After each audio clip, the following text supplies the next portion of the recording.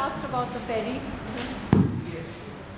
So in terms of the ferry, would you like to elaborate? That's much longer term plan.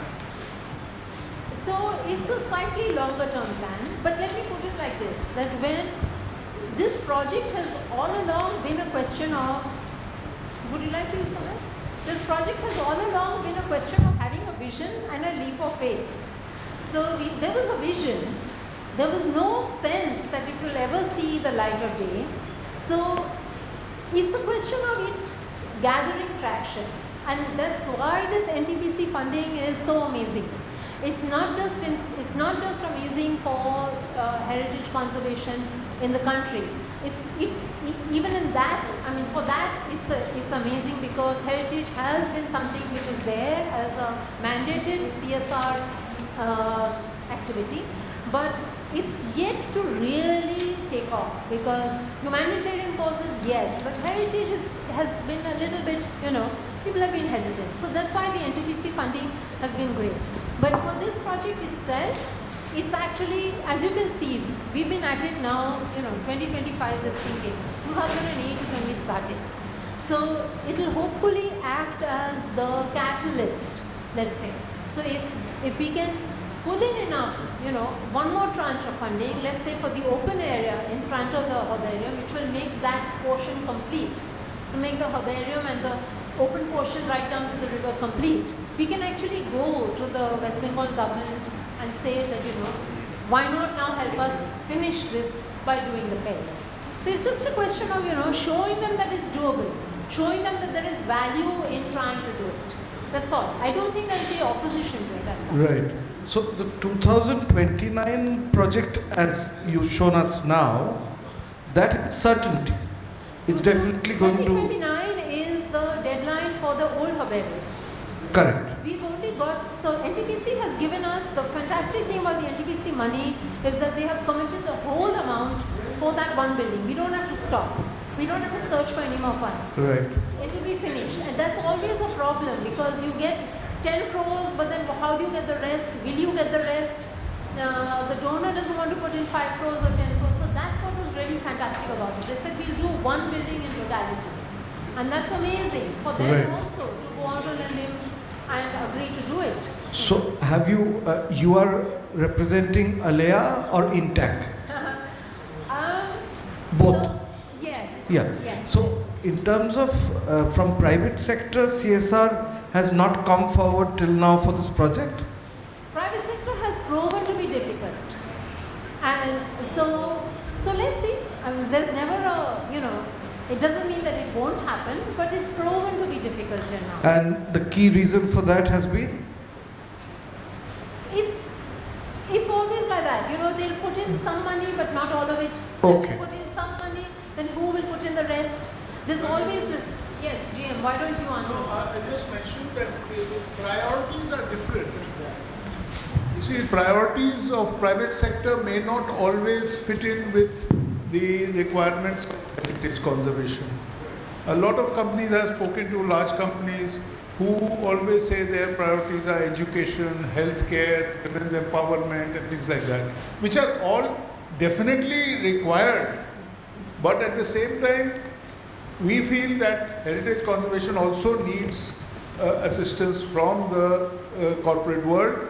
So maybe corporates will also come in, the private sector will also come in once they see on the ground some kind of change that is happening through the efforts of the public sector.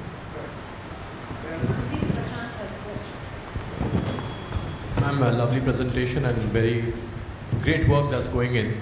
I have a question that would you think that if this was converted to a commercially viable setup, that it could pay for itself in the future? For example, bunch of 3 beautiful buildings and a very nice surrounding. It makes a great case for a 5-star hotel convention center along with the exhibition and banquet area. That would be self-paying and it will see the next life for the next maybe 150, 200 years. Would a use like that not be more advisable? Okay, so let me, there are some constraints, there are some challenges. Yes, it needs to generate funds. There's no doubt about it. So that's why we have accommodated, we are proposing conference, seminar, restaurant, higher end restaurant, middle rung restaurant, lower end cafes. All of these will be revenue generating.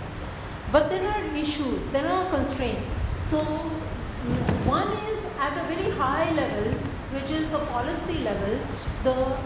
I'm just addressing this in a little bit of detail because people don't understand what are the issues. The garden actually is not allowed to generate any revenue of its own. So even a 10 rupee fine, if somebody drops a piece of paper and if they charge 10 rupees fine for that, they have to deposit that with the treasury.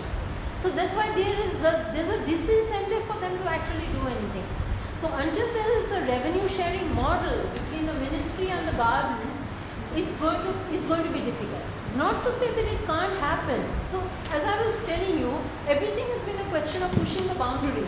The very fact that they have permitted private funding, the very fact that they have said, yes, Commonwealth Heritage Forum came in, World Monuments Forum came in. So they have permitted these things. Doesn't mean that it won't happen, but it means that it's a question of constantly pushing the boundaries. It's a question of somebody with vision, somebody saying, yes, let's do it. You see, eventually these things come down to an individual. I need to mention here, since you mentioned this, that even the fact that we have come this far, I must mention two names. One was Dr. Mao, who was the director for the 6-year period from the time when the MOU was signed to last year. He was really heavily instrumental in pushing this question of trying to get in CSR funds, and the initial negotiations with NTPC were pushed and participated in by him. And the other person was a joint secretary at the ministry level, Ms. Namita Prasad, who had been seconded from a different department, and she took it up as a personal crusade to try and get it to happen. So the mechanisms are there, but eventually at the end of the day, it comes down to individuals. If the mechanisms are not there, then it needs that much more effort. It doesn't mean it can't happen. The other thing I need to mention here is that don't forget it's a central government property. It's a central government site. So there will be issues about alcohol licenses, etc. So hospitality immediately brings in the question of high-end hospitality, then you have to have alcohol licenses. So these are things which, it's not that they can't be done, but it's a question of gradually pushing it. You might also be familiar with the Danish Tavern, which APJ House has taken over. Danish Tavern is a standalone property. It is not within another bigger compound, so they can do more or less what they want there. But there is a precedent. So let's see. Anything else? Anybody else would like to say or ask? So it's currently it can be visited. The garden can be visited, but right now this is a work site. So It's still a work yes. site. No, I saw photographs of the restaurants and all that. Those are just, that's supposed to happen. Yes. Vision. That's the vision. That's the vision. March 2029. Do come. And do spread the word. As much goodwill as we can generate for the project. After all, it's something for the people. It's for the city, it's for Howrah, it's for the people. So please spread the word. Thank you everyone for giving me a hearing. Oh, just very quickly. Yes, very quickly. Sorry, just. I am Shombit Paul. I have been to this botanical garden for several times before also, but I found that there is no particular guided tour because we don't know exactly about the botany and the flora and fauna. I agree. So currently the garden itself has absolutely no funding for guided tours, for education, anything. There are scientists, and when school groups come, those scientists are told take the school group around. That's it. So, but the idea is to build a facility which will then become a visitor center, which will of course have to be staffed. So maybe it's something that can be contracted out to another agency who can staff it, who can provide these tours for a paid fee. So we have to see how it goes. But there's definitely the intention that the garden should become a livelier place. Then these facilities should become available in due course. if I contact you, can it be possible that if I arrange for a group, because it is there for the students, but the general public is also very aware, keen to know about the whole thing, and it's quite near to Calcutta, so. Sure, but I'm not. I shouldn't be the person doing a guided tour for the garden. No, because I'm an at least architect. you I'm can. an architect. I will keep in touch with you. I'd just like to mention here, please, regarding this, Intact is also working on a program for upliftment of the water bodies and the other aspects of the garden. And one more aspect of that is creating an interpretation of the garden totally and putting up an interpretation center. So that is also underway, separate from this project, but that will address a lot of your queries, where, as you said, the botanical aspects of the garden will be highlighted. There will be walking tracks, all those things we are in the process of working out the installations. I'll just keep in touch with you. Most welcome. Okay. I'm Supriyo. It was very nice hearing you, the nuances of restoration.